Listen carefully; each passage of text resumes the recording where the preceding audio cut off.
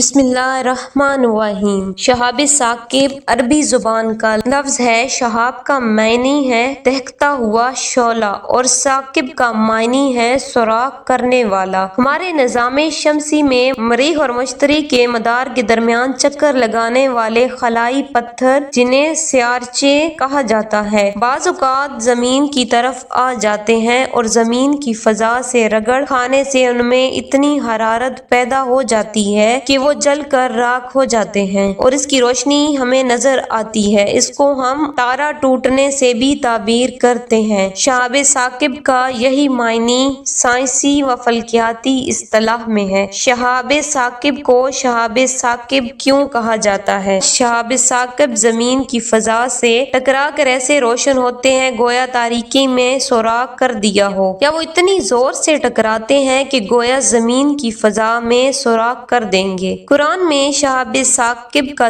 ذکر ان سے آسمانوں کی حفاظت کا کام لینے کے طور پر آیا ہے۔ سورۃ الجن میں جنوں کا بیان ہے اور یہ کہ ہم پہلے سن گن لینے کے لیے آسمان کی کچھ جگہوں پر جا بیٹھا کرتے تھے، لیکن اب جو کوئی سننا چاہتا ہے وہ دیکھتا ہے کہ ایک شعلہ اس کی گھات میں لگا ہوا ہے۔ صحیح مسلم میں حضرت ابن عباس رضی اللہ تعالیٰ عنہ کی روایت ہے کہ جب اللہ تعالیٰ کوئی حکم آسمان میں جاری فرماتے ہیں تو سب فرشتے تذکرہ کرتے ہیں کہ تمہارے رب نے کیا فرمایا۔ اس تذکرے کو آسمانی خبریں چرانے والے شیاطین سن لیتے ہیں اور کاہنوں کے پاس اس میں بہت سے جھوٹ شامل کر کے پہنچاتے ہیں۔ رسول اللہ صلی اللہ علیہ وسلم کی بعثت سے پہلے شیاطین کا آسمانی خبریں سن کر کاہنوں تک پہنچانے کا سلسلہ بغیر کسی رکاوٹ کے جاری تھا۔ شیاطین فرشتوں سے سن لیا کرتے تھے مگر رسول اللہ صلی اللہ علیہ وسلم کی بعثت کے وقت آپ صلی اللہ علیہ وسلم کی آسمانی وحی کی حفاظت کے لیے اس سلسلے کو اس طرح بند کر دیا گیا کہ جب کوئی شیطان یہ خبریں سننے کے لیے اوپر آتا تو اس کی طرف شہاب ثاقب کا انگارہ پھینک کر اس کو دفع کر دیا جاتا۔ بخاری شریف کی روایت میں ہے کہ جب پہرے سخت ہو گئے تو جنات کو تشویش ہوئی، انہوں نے مشورے کے بعد فیصلہ کیا کہ زمین کے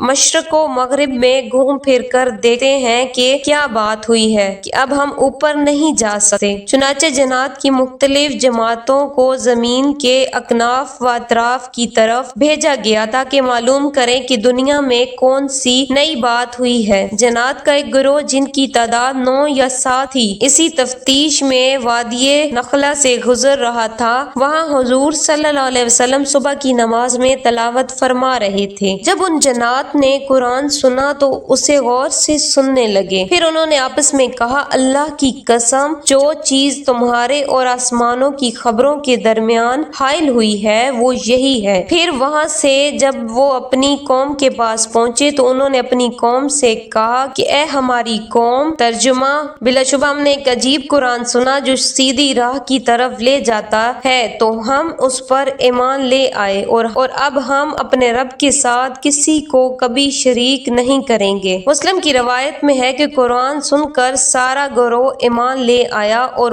واپس چلا گیا مگر حضور صلی اللہ علیہ وسلم کو اس کا علم نہ ہوا۔ بعد میں اللہ تعالیٰ نے سورۃ الجن کے ذریعے آپ صلی اللہ علیہ وسلم کو اس واقعے سے آگاہ کیا اور آپ صلی اللہ علیہ وسلم پر جنوں کی بات چیت وحی کی گئی۔ شہاب ثاقب دنیا میں قدیم زمانے سے ظاہر ہوتا آ رہا ہے۔ ان آثار و روایات سے معلوم ہوتا ہے کہ عہد نبوی میں ان سے دفع شیاطین کا کام بھی لیا جانے لگا۔ یہاں پہ ضروری نہیں کہ جتنے شہاب ثاقب نظر آتے ہیں سب سے ہی یہی کام لیا جاتا ہو۔ تاریخ عرب سے معلوم ہوتا ہے کہ اہل عرب شہاب ثاقب کو بہت حیرت سے دیکھتے تھے۔ شہاب ثاقب کا گرنا معروف تھا لیکن ان کے نزدیک یہ پہلے اس وقت ہوتا تھا جب کوئی بہت بڑا واقعہ رونما ہوتا ہو۔ صحیح بخاری اور صحیح مسلم کی حدیث میں نبی صلی اللہ علیہ وسلم نے ان کے اس عقیدے کی یوں تصحیح کی کہ یہ شہاب ثاقب نہ کسی کی موت کی وجہ سے گرائے جاتے ہیں نہ کسی کی حیات کی وجہ سے،